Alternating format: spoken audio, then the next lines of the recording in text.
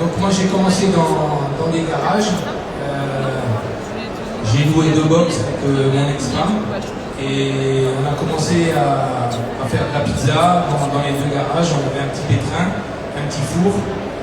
On avait carré le garage et on avait commencé comme ça. On faisait 10 pizzas par jour et on a commencé doucement, mais dans le process, quand on devient chef d'entreprise, quand on entreprend, c'est de faire les petites choses et de les faire correctement. Voilà. C'était toujours d'évoluer en faisant des petites choses, et les petites choses emmènent les grandes choses. Mais il faut toujours être rigoureux par rapport à ce qu'on fait. Même si j'étais dans les garages, même si je faisais que 10 pizzas par jour, j'essayais toujours de faire parfaitement bien mon travail. Et de fil en aiguille, on a pu évoluer comme ça. Quel c'est le modèle de la franchise que vous avez choisi? Vous êtes devenu l'un des premiers franchiseurs de pizza? J'ai eu beaucoup de chance à l'époque. J'étais parti aux États-Unis parce que j'étais indépendant. J'avais une enseigne qui s'appelait Rapido Pizza. Et j'ai eu la chance de rencontrer aux États-Unis le patron du développement, Paul Skinner, de Domino's. Et la chance que j'ai eue, c'est quand il est venu voir les garages, c'était un monsieur qui travaillait à l'époque, qui était le patron du développement de la marque et qui avait commencé avec Tom Manahan dans sa petite maison. Donc quand il a vu les garages, il a pensé à son patron. Aujourd'hui, si je prends les patrons du développement, je ne pense pas qu'ils me prendraient en tant que franchisé. Mais parce que tout le monde a des critères très hauts. Et Paul Skinner, c'était une personne qui était extraordinaire et qui a vite compris qu'on pouvait réussir, même si on commence dans les garages, et il m'a laissé l'opportunité de devenir franchisé de Domino's Pizza en France. C'est ça qui est le plus important pour tout le monde, c'est de choisir son franchiseur par rapport à ses valeurs. Il faut choisir les fondateurs, les vraies personnes, pas les fonds. Choisissez des personnes qui sont dans le business comme vous, comme moi. Des gens comme Tom Manahan qui a fondé son entreprise, des gens comme Howard Schultz, des gens comme Olivier Bertrand, des gens comme Maxime Holder, la famille Holder. Choisissez des fondateurs, des gens qui sont avec la marque et qui travaillent pour leur marque. Et pas des gens qui viennent, qui partent. Quand on est franchisé, on ne peut pas se tromper. On n'a pas le droit de faire des erreurs. Parce que les erreurs, c'est nous qu'on les paye. Donc il faut choisir toujours des gens qui ont et qui sont de vrais entrepreneurs. Donc c'est ça qui... Et quand vous êtes en face de gens comme ça, de vraies personnalités, et bien avec ces gens-là, vous vous entendez bien. C'est plutôt avec les autres que ça ne se passe pas bien, parce qu'eux, ils n'ont pas la même vision que nous en tant que chef d'entreprise. Eux, ils ont une vision qui est plus tableau Excel et financière. Et quand vous êtes avec des vrais fondateurs, des vrais personnages, qui eux aussi ont commencé comme nous, de rien, et bien ces gens-là, ils sont plus dans la compréhension de ce que vous voulez créer et ils n'ont pas peur de vous laisser faire des choses. Alors, il faut travailler. Et justement, quelles sont les valeurs, vous, qui vous animent et qui vous font choisir une enseigne? Les valeurs, tu les partages. Nous, on est des chefs d'entreprise, ici présents, on est tous pareils, on a tous les mêmes valeurs, on a tous les mêmes ambitions. Donc il faut trouver les mêmes personnes en face de nous. Et quand vous êtes avec des fondateurs, avec ces gens-là qui connaissent et qui ont fait aussi leur histoire, et ben, les valeurs, elles passent rapidement entre nous parce qu'on a exactement la même vision de durer dans le temps. On n'est pas là pour faire des coups. Il y a beaucoup de gens qui veulent faire des coups et les fondateurs, les gens qui ont créé leur histoire, ce sont des gens qui vous emmènent et qui vous aident à grandir. Parce qu'il faut faire attention quand vous grandissez de ne pas mélanger la même direction des opérations dans vos équipes. Parce que les opérations chez Paul, ce n'est pas les mêmes opérations que vous pouvez avoir dans des restaurants, au bureau, au Wolfoni, etc. Donc il faut avoir des gens qui sont concentrés uniquement sur la marque qu'ils opèrent. Et comme ça, ils peuvent vous apporter une valeur ajoutée. Par contre, si vous commencez à mélanger vos équipes, où ils peuvent toucher à tout, c'est là où la déperdition peut être importante ou très importante. Donc il faut toujours rester concentré sur la marque. C'est pas trop difficile avec certaines enseignes d'aller quelque part un peu les cocufier, si je peux m'exprimer ainsi, c'est-à-dire dire bah oui mais tu as fait des Domino's, donc tu prends de l'argent de Domino's et tu fais d'autres choses avec. Non, ça se passe bien. Non. Attendez, quand on est franchisé, on est franchisé. On n'est pas master franchisé, on n'est pas franchiseur.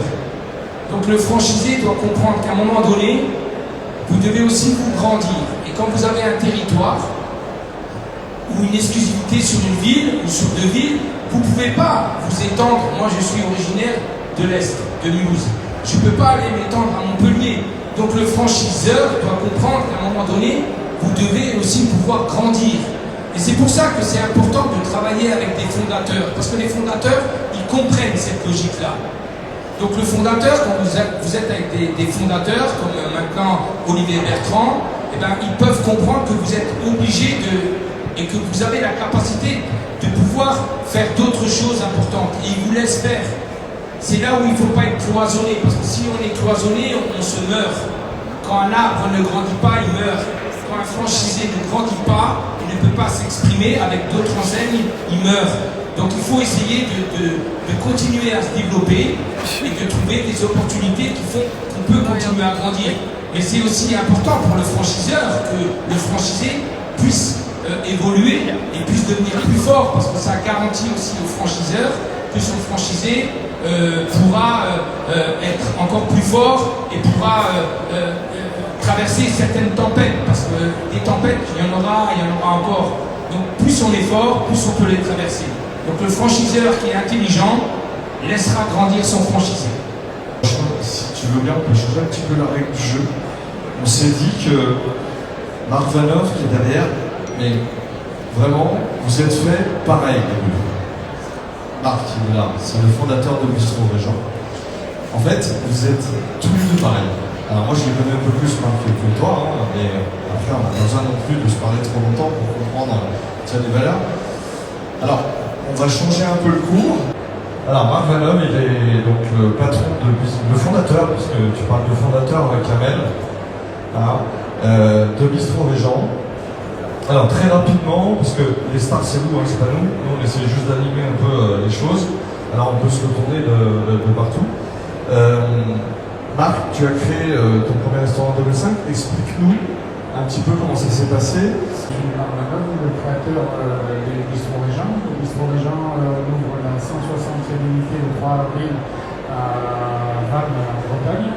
Et donc je suis franchiseur, j'ai 7 succursales, 4 en propre et 3 à 100% en franchise, pour savoir comment je traite mes franchisés, bien sûr, puisque les pilotes servent à faire des essais sur les fournisseurs, des essais sur les produits.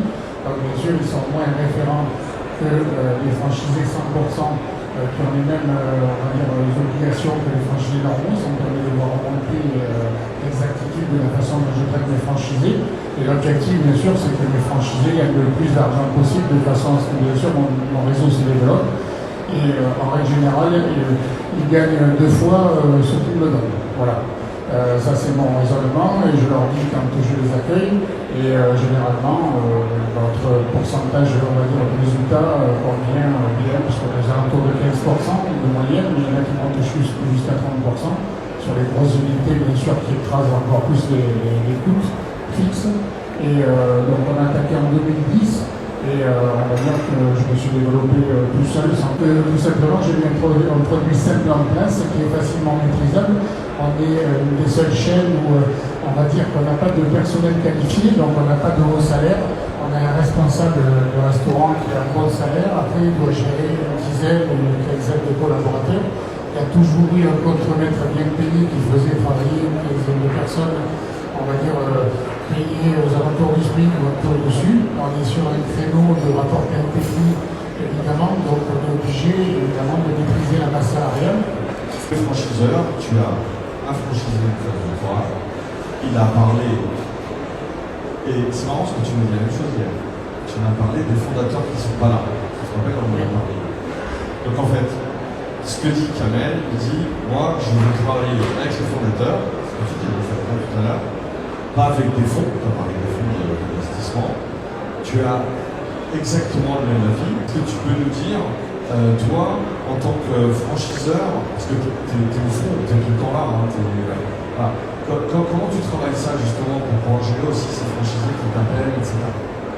Alors, les franchisés, déjà, les multi-franchisés, honnêtement, on n'en a pas beaucoup. Nous, on a un système de notation, c'est-à-dire quand on prend l'histoire des gens, il y a des notes sur les contrôleurs qualité, les 6 contrôleurs qui passent dans toute la France, ils s'autocontrôlent entre eux pour pas qu'il y ait de copinage entre les contrôleurs et les franchisés. Donc, ils sont obligés de faire sous le tapis certaines choses, ils sont obligés, bien sûr, de le faire correctement, parce que sinon, c'est un collègue à eux, la fabrique qui va passer, qui va ouvrir, on va dire, la boulette qui aurait pu être cachée. En ce qui concerne la relation avec les franchisés, bien sûr que ceux qui s'organisent à se développer en nombre, comme le fait Camel, c'est ça? Comme le fait Camel, bien sûr que j'allais jusqu'à 10, c'était deux associés, après ils se sont séparés, ils en ont gardé 5 chacun. Là aujourd'hui, on essaye de garder les franchisés qui sont à taille humaine, c'est-à-dire que je ne cherchais pas des gens qui ont une multitude de franchises dans mon réseau à moi. Après, je ne peux pas empêcher, comme dit Camel, bien sûr, on ne peut pas empêcher les gens de progresser, de une dynamique, et dans la mesure, bien sûr, il respecte les critères des différentes franchises par lesquelles il est adhérent. Il est évident que la dynamique, on ne peut pas empêcher, au contraire, en tant que chef d'entreprise, on apprécie tous les gens dynamiques qui vont de l'avant et qui essaient de faire de leur histoire personnelle une nouvelle histoire. Ça, c'est tout à fait normal et appréciable. Alors, bonjour à tous les deux. Félicitations déjà pour vos parcours incroyables. Camel, plus spécifiquement, un parcours très inspirant pour moi qui est franchisé. Tu as montré la voie pour moi et sûrement pour d'autres personnes également ici. J'ai 2 questions pour toi. Je suis peut-être pas seul dans ce cas-là, mais moi j'ai quitté donc, le monde salarial entre guillemets pour me mettre à mon compte, gérer ma source de revenus, etc., mon indépendance. Aujourd'hui j'ai 4 et bientôt 6 points de vente. Donc si je vulgarise, 6 points de vente, des Pokiawa et Waffle Factory qui arrivent bientôt. Donc si je vulgarise un peu, j'ai quitté un peu un monde entre guillemets tyran salarié pour l'indépendance. Voilà. Mon nombre de points de vente va augmenter. Aujourd'hui, tu en as 99. Aujourd'hui, je vulgarise peut-être, mais est-ce que tu n'es pas devenu ton tyran, entre guillemets, c'est que là, tu crées une organisation qui, est-ce que tu n'es pas exploité par ton organisation? Est-ce qu'à un moment, tu n'as pas senti un basculement de te dire l'indépendance de tes premiers points de vente, peut-être c'était plus tranquille, à l'inertie d'un grand groupe que tu as aujourd'hui et qui peut-être est pénalisant? Enfin, est-ce que tu as senti une bascule ou pas? Parce que ça, on est beaucoup associé à la franchise pour l'indépendance. Non, j'ai pas. En toute sincérité, j'ai toujours vécu comme ça. Quand j'étais dans les garages, quand j'ai commencé dans les garages, j'avais aussi peur qu'aujourd'hui. Et la peur, c'est ce qui te permet et ce qui va te permettre d'avancer. Et tu ne seras jamais tranquille. Ni aujourd'hui, ni demain. Je vais te rassurer tout de suite. Et c'est ça qui va faire que tu vas être meilleur. Parce que le jour où tu rentres dans une suffisance, en pensant que ça y est, c'est bon, ce jour-là, ce sera terminé. Donc il faut toujours avoir peur. La peur, c'est ce qui te fait te transcender, c'est ce qui va faire que tu réfléchis mieux, que tu vas prendre les meilleures décisions. Quand je parle d'une peur, c'est une peur maîtrisée. Ça c'est normal, c'est légitime. Tu investis de l'argent. Maintenant tu as peur, quand tu vas investir de l'argent, tu vas réfléchir avec qui tu vas travailler, quelle marque tu vas prendre, quel emplacement tu vas prendre, avec quelles équipes tu vas t'entourer. Tout ça, ça fait partie de la peur. Mais grâce à ça, tu vas pouvoir faire des choses extraordinaires. Tu penses que le gars qui prend son bateau et qui fait le tour du monde, il n'a pas peur? Tu sautes à 3000 mètres en parachute, tu n'as pas peur? Tu auras toujours peur. La peur, ça fait partie. À l'armée, tu as peur. Tu vas au front, tu as peur. Mais c'est ça qui fait que tu réussis. Le jour où tu n'as pas peur, si personne n'a peur, eh ben, dis-toi que ce jour-là, c'est la fin. Il faut garder cette peur en toi, mais une peur que tu maîtrises. Et c'est une bonne peur. Je te souhaite ça. Et deuxième petite question, toute petite, quel est ton objectif? Il n'y a pas d'objectif. Les gens pensent qu'on a un objectif. L'objectif, je ne savais pas il y a 25 ans que je serais aujourd'hui sur cette estrade. L'objectif, il vient à fur et à mesure par rapport à ce que toi, tu veux donner de ta vie. C'est ce que toi, tu décides de faire, c'est ça qui va définir ton objectif. Et ton objectif, il peut être illimité. Il y a beaucoup de gens, beaucoup de réussites, de gens, des parcours exceptionnels qui ont commencé sans avoir de véritable objectif. L'objectif, il va venir à chaque fois que tu vas avancer, tu vas ouvrir un établissement, bah, tu vas te dire mon objectif c'est de le faire tourner. Une fois qu'il tourne bien, une fois que tu es bien positionné, tu vas aller sur un deuxième objectif. Chaque sommet de la montagne va t'emmener à un autre sommet. Donc il faut avancer, mais d'une façon qui soit maîtrisée et où tu vas pouvoir t'entourer des gens qui vont pouvoir t'accompagner dans ton évolution, dans l'évolution de ton groupe. C'est ça le plus important. Merci.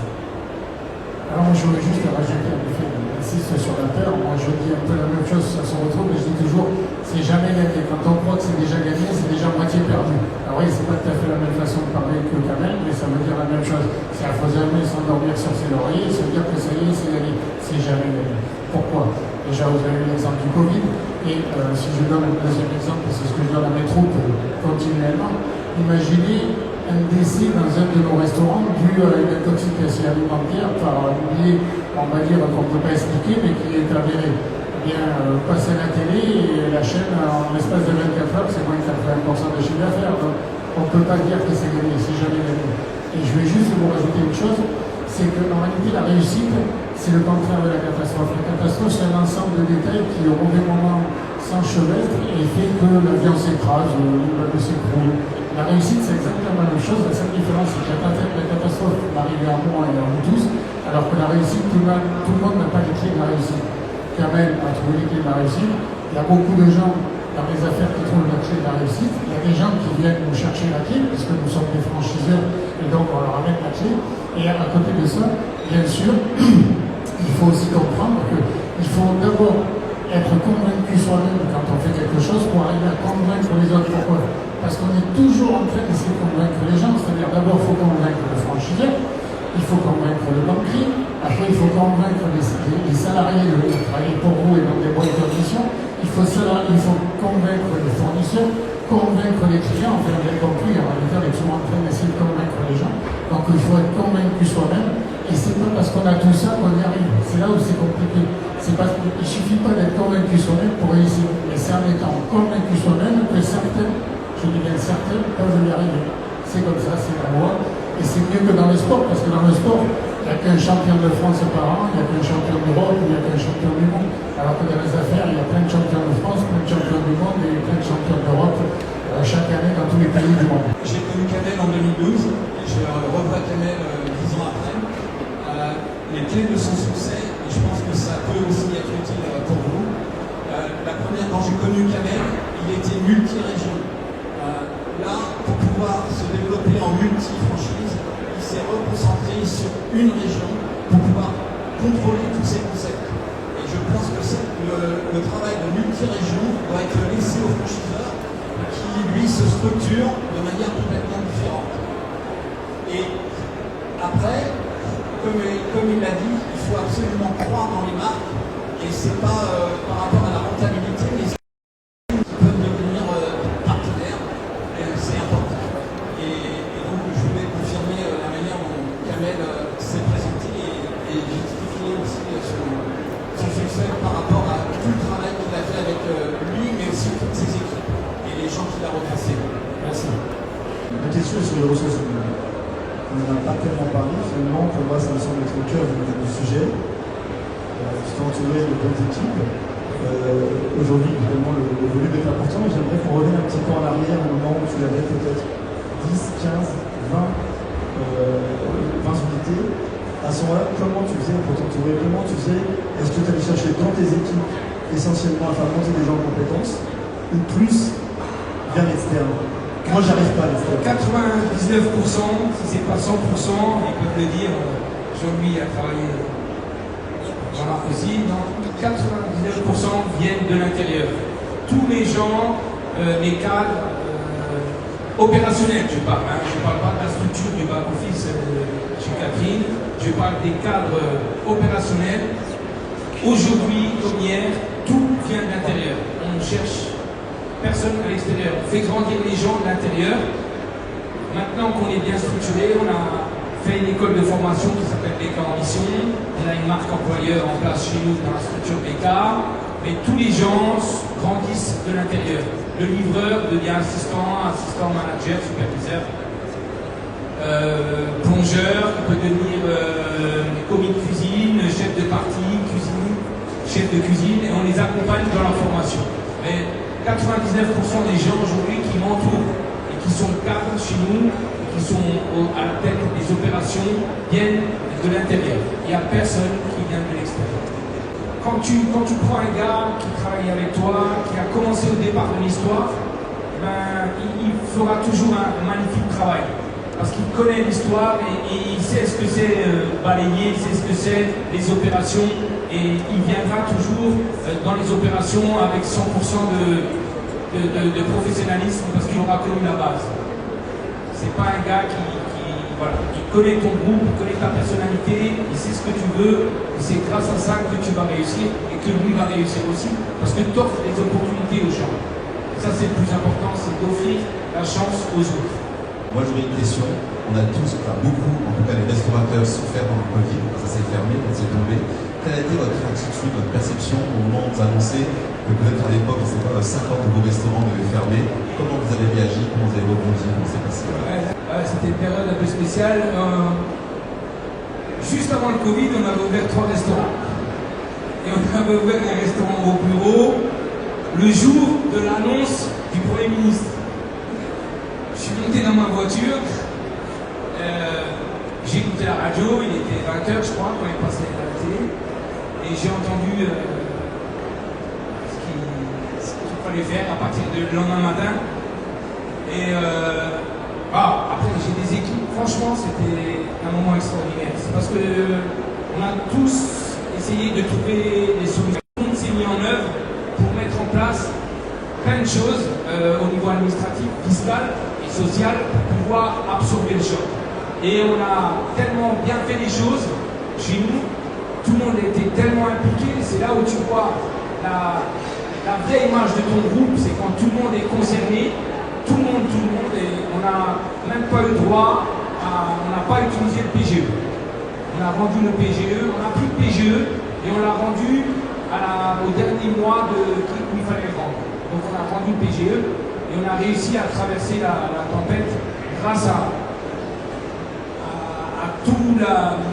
tout le soutien de toutes nos équipes en interne pour trouver toutes les pistes. On a effectivement essayé